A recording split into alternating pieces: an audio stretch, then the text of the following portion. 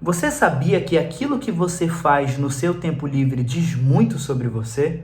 Como você costuma aproveitar os seus momentos de descanso após o trabalho, após uma jornada extenuante?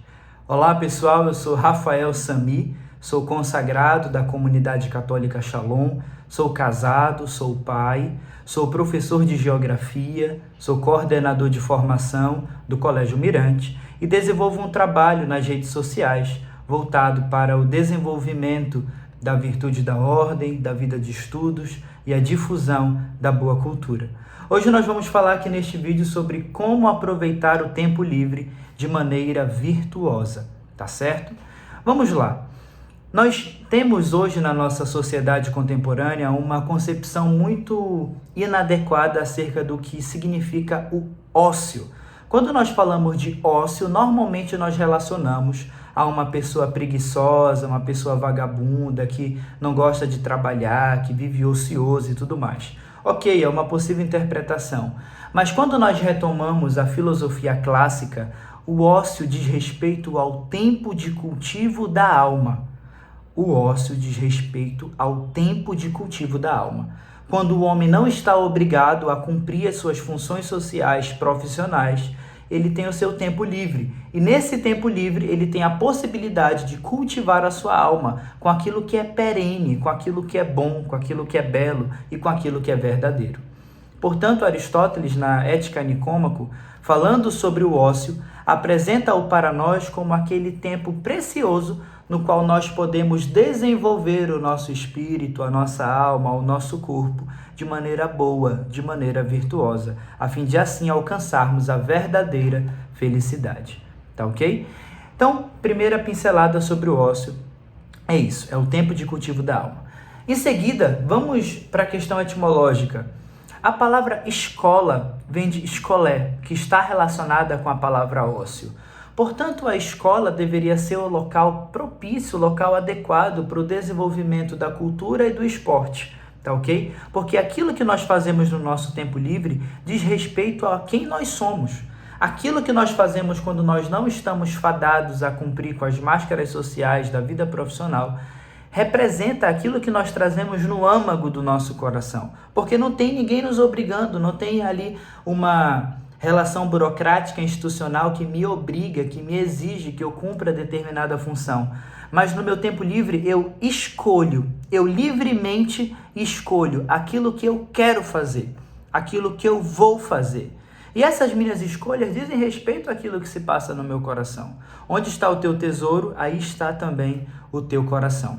Portanto, quando nós falamos de ócio, nós não podemos interpretar isso como algo necessariamente pejorativo, mas como o tempo em que nós temos após a jornada de trabalho, normalmente ali entre as 18h30, 19 horas, até o horário em que nós vamos dormir, e também aos finais de semana. E nós devemos olhar para isso como possibilidades de nos tornarmos pessoas melhores. Um esposo melhor, um pai melhor, um professor melhor, um advogado melhor, um engenheiro melhor, porque aquilo que nós fazemos no nosso tempo livre reverbera diretamente na nossa ocupação profissional, reverbera diretamente no nosso trabalho, nas nossas obrigações morais, burocráticas e institucionais, tá ok? Nesse sentido, hoje na sociedade nós vivemos num ciclo vicioso de diversão e tédio, Nós saímos de casa cedo para trabalhar, vivemos longas jornadas de trabalho e ao chegar em casa nós só queremos nos distrair um pouquinho. E nesse desejo de distração, nós caímos nesse ciclo vicioso de diversão e tédio. Porque o tédio não é sinônimo de ausência de diversão. Pelo contrário, o tédio é provocado pelo excesso de diversão. Veja bem, quem nunca teve aquela experiência de depois de passar horas rolando o feed, assim, depois de uma hora vendo pequenos vídeos curtos, cair em si e ter aquela sensação como que de um vazio, aquela sensação como de quem está perdendo a vida, aquela sensação de algo que parece que está me matando por dentro. Alguns sentem esse peso de maneira mais forte do que outros, é verdade. Mas o fato é, o tédio não é provocado pela ausência de diversão, mas pelo excesso de diversão. Professor, o senhor está dizendo que nós não devemos nos divertir? É claro que nós devemos nos divertir, mas de maneira adequada, de maneira virtuosa, de maneira ordenada. Ainda mais se você é um pai, uma mãe de família, existe um lugar, existe uma forma, existe um horário, existe uma maneira. Por exemplo, o pai de família que passa o dia todo trabalhando, chega em casa cansado, e é certo que chegue cansado, porque o cansaço ele é fruto de um trabalho bem executado. E como que a gente tira o cansaço? Descansando.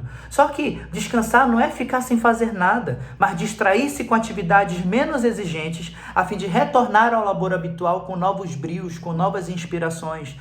Portanto, descansar é cultivar a alma por meio do bom ócio, por meio da vida familiar, por meio daquele momento no qual você está ali com a sua esposa, com os seus filhos, com os seus pais, se você não é casado, com as pessoas que você ama. Descansar não é necessariamente ficar sem fazer nada. Ora, é claro que deitar, dormir, esticar as pernas numa rede é maravilhoso, dormir até um pouco mais tarde é muito bom, mas nós precisamos aprender a descansar, reaprender a descansar. Existem coisas que nós podemos incluir nesse momento à noite na nossa vida, ou então aos finais de semana, que não apenas nos descansam, mas reordenam a rota da nossa vida para aquilo que é essencial. E o que é essencial, não nos confundamos, é aquilo que é bom, é aquilo que é belo, é aquilo que é verdadeiro, é aquilo que verdadeiramente pode nos saciar, é aquilo que verdadeiramente pode nos tornar pessoas plenas, felizes, livres, realizadas. Tá certo? Portanto, o descanso ele também precisa ser redescoberto por meio do esporte, por meio de uma prática esportiva coletiva, uma academia, uma boa leitura, pode ser um livro de literatura, um livro de filosofia, um livro de cultura geral, por meio da boa música. Hoje em dia a música ela se tornou um mero entretenimento, isso é terrível. A música ela é uma maneira excelente de cultivarmos o nosso espírito. Portanto, faça o exercício de parar para escutar música, parar para ouvir música. Ao invés de ficar ouvindo música no carro, música lavando a louça, música tomando banho, música em todo momento, música, ruído, ruído, ruído. Pare para escutar música. Pare diante da sua família, com a sua esposa, com os seus filhos. Eu sei, tem a animação, tem a agitação. Se for o caso, não só coloque a música na caixinha, mas coloque na televisão um concerto de uma boa música.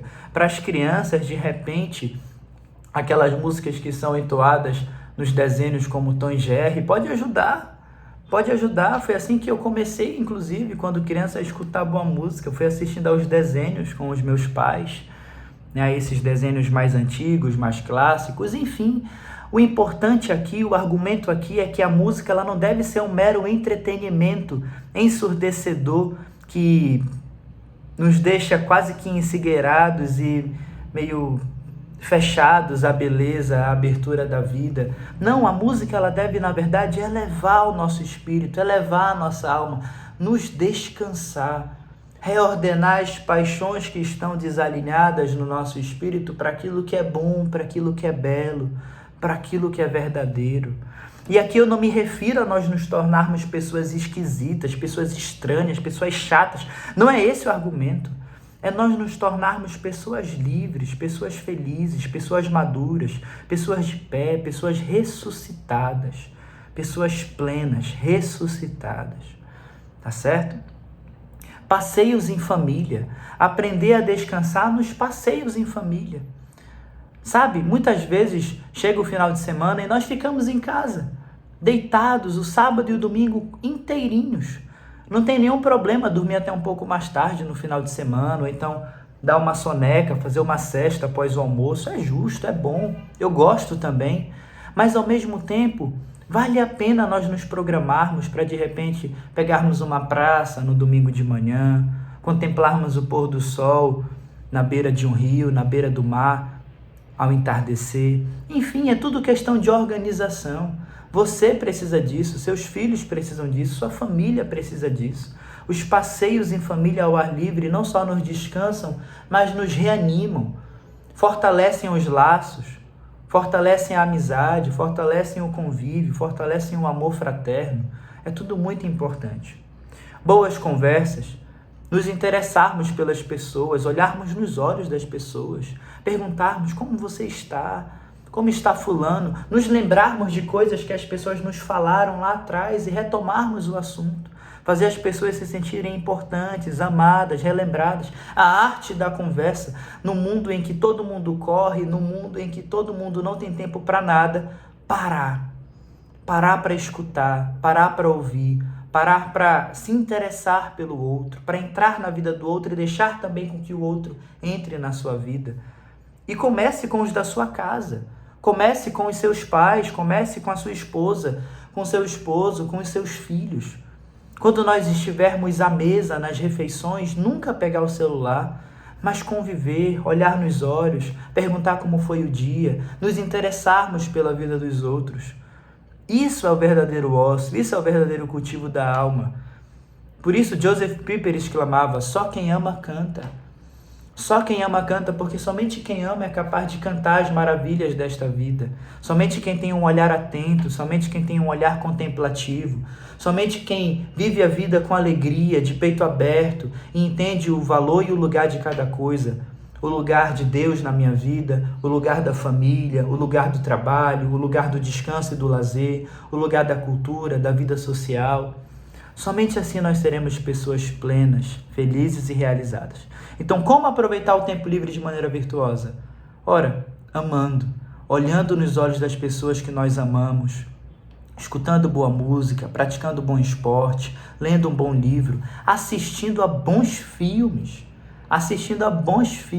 a boas séries, a bons documentários, fazendo passeios culturais, indo a museus, contemplando boa obra de arte. Repito, não para nos tornarmos pessoas esquisitas, orgulhosas, soberbas.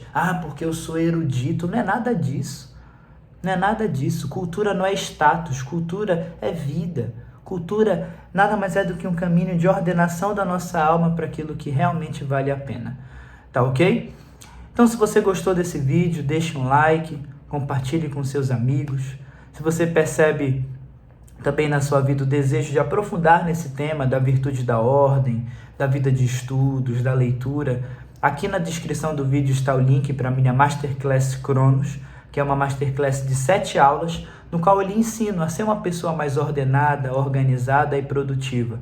E assim, sendo uma pessoa mais ordenada, organizada e produtiva, você também com certeza aprenderá a organizar melhor o seu dia, sua semana, seu mês, o seu ano, para aproveitar o seu tempo livre de maneira mais virtuosa, tá ok? Muito obrigado pela companhia, deixe aqui nos comentários a sua impressão sobre este vídeo. Deus abençoe. Shalom.